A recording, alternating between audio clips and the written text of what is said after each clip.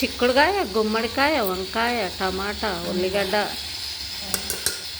అన్నీ కలగలిపి పైనుంచి నూనె, కారం, పచ్చిమిర్చి, అల్లం ఎల్లిగడ్డ వేసి ఆయిల్ వేసి ఉడకబెడితే అయిపోయి కూర రెడీ.